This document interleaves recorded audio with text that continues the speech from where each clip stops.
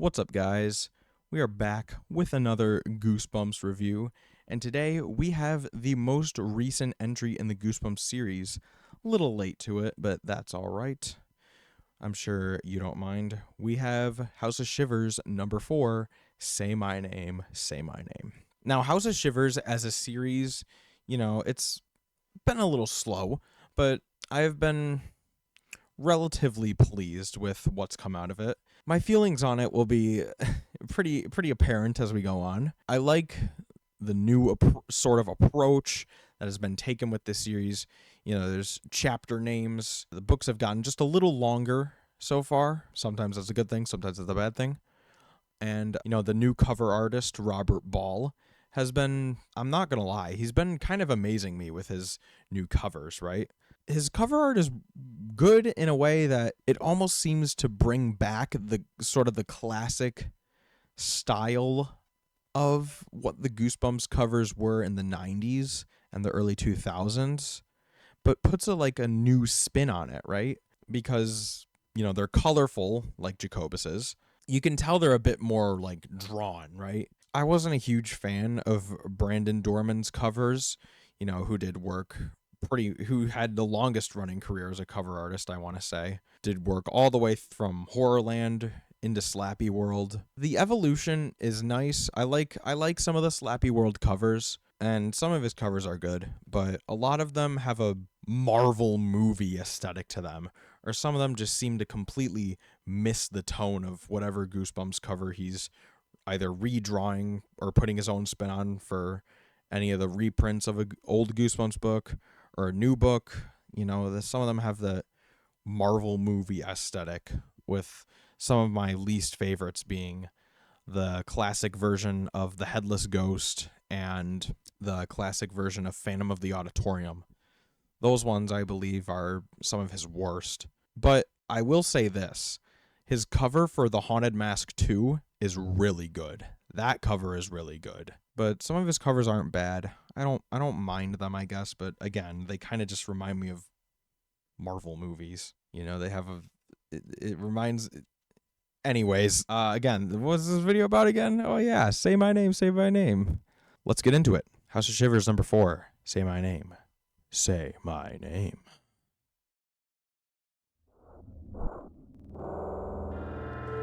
Our story starts with a part 1, which is about our main characters, Cody and Sam, and they're going to take a swim in the creek behind Cody's house. But the water is higher and more aggressive than usual, with the stream actually moving instead of just being stagnant. But they take a swim in it anyways, and as they swim, they find some abnormalities. There's snakes in the water, and there's geese hanging around, which isn't normal for the season they're in. Cody plays around in the waters for a bit before their dog Ollie starts swimming towards Deep Well Crossing, which is a place their dad warned them not to go. So they're going to get Ollie back before a trout swims by, looks at Cody, and says, "Say my name, say my name." And immediately we jump to part 2, which takes place 1 week earlier. And I'm just going to summarize this. It only serves to show that voice throwing is an important factor so far in this story, and it's an out-of-place scene about a ventriloquist act at Cody's school, and Cody burps into the microphone.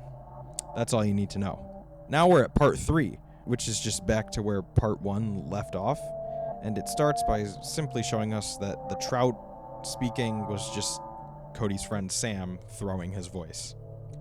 Amazing. They go back to save Ollie and find him struggling with some giant hog thing covered in black fur, and it has these large tusks. They save Ollie from it, but not without him taking a chomp on his left ear, and struggle with it themselves for a bit before it runs away, and Cody and Sam swim back to their house with Ollie in tow. And then they find Sam's remote control boat in the water, even though he never put it in.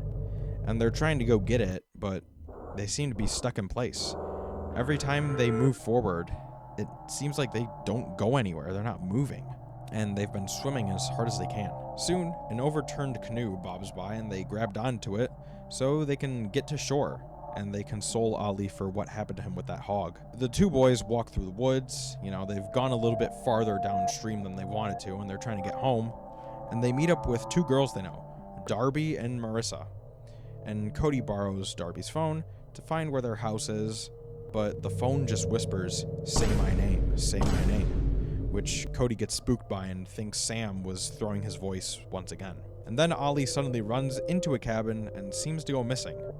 And, the two boys and girls look around for him, but they can't find him. So the two boys do the only thing that's right to do, and they leave without their dog. They're trying to find their home. We'll just leave the dog. Dogs know where home is, right? Eventually, they find Cody's house, and they go to knock on the door, but they find it's locked. They didn't leave the back door locked. They knock on the door, and someone completely different answers the door. This old lady in a peach-colored dress. And they argue back and forth for a while before Cody just decides to barge into the house and see if his room is there. But the house looks completely different. Instead of where his room should be, it's a sewing room. And they can't even find anything close to his room. So the old woman calls in her son, Carl the Cage Fighter Champion. And he confronts the two boys, and, he sends some harsh words. But ultimately, he lets them go, and they step out of the house. But not before Carl runs up to him and whispers into his ear, "Say my name, say my name." And now we're at part 4 of this story. Oh, wow. There's a lot of parts of this story, isn't there? And it starts with Darby and Marissa. They're looking for Cody's dog for him, when suddenly the hog things come back. A bunch of them are galloping towards the girls, and they start fighting with them.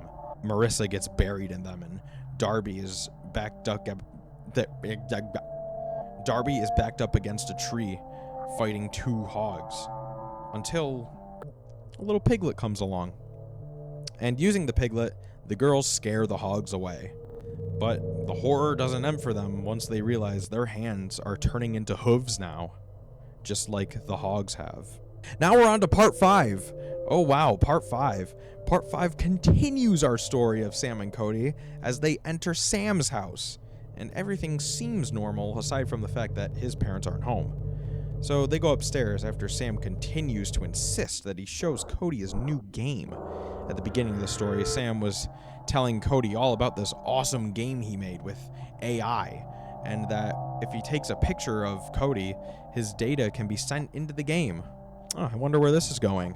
So Cody goes upstairs to show Sam his new game, and as if the twist already wasn't painfully obvious already, Cody finds sketches of the hog creatures and a photo of Carl on Sam's laptop.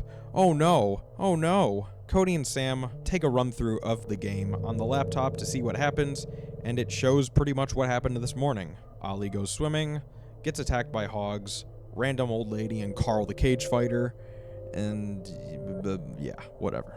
But then the scene starts going past it. It shows them looking at a laptop, and then some random gobbledygook of them getting on scooters and going up the street, but suddenly Sam's cat, Sparky, jumps onto the keyboard and deletes the game. Oh no, what are we gonna do now? It's alright, Sam has a backup.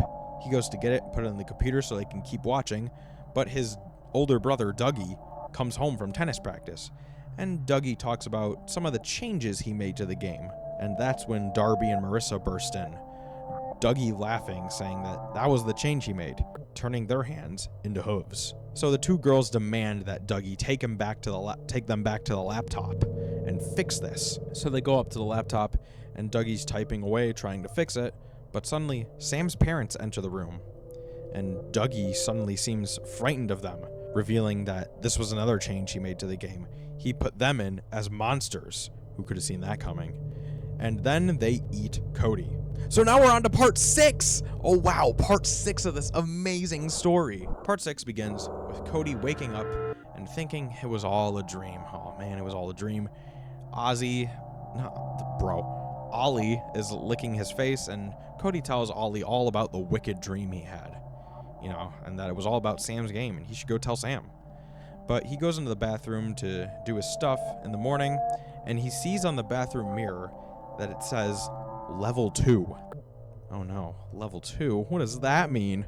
And he goes downstairs. Darby is suddenly knocking at the front door and tells Cody about her birthday party at the stables today. They're gonna go horseback riding. But Darby doesn't remember seeing Cody at all yesterday. Strange. Cody heads to Sam's house to try and figure this all out, and it seems Dougie never existed now. Cody's had enough of all this nonsense and smashes Sam's hard drive to pieces, thinking that'll destroy the game. But he's proven wrong when they go horseback riding at Darby's birthday party, and the horses start galloping in reverse. Once the two boys fall off the horses, they're then attacked by killer flies that we saw in the sketches earlier, and they start biting the boys up, removing skin. Oh my, so scary. And the only way to make these killer flies go away, as programmed into the game by Sam, the genius, is that they have to eat them. So, forced gross out scene. Sam and Cody eat one of the flies, but oh no, it doesn't work. And they have to take refuge in the cabin that Darby and Marissa were making, which seems to be close by now for some reason. They race into it, and now there seems to be a basement, where a giant fist suddenly reaches at them, and in a flash of white light, the words Error 404 appear in front of them. I'm sorry, I couldn't say that with a straight face.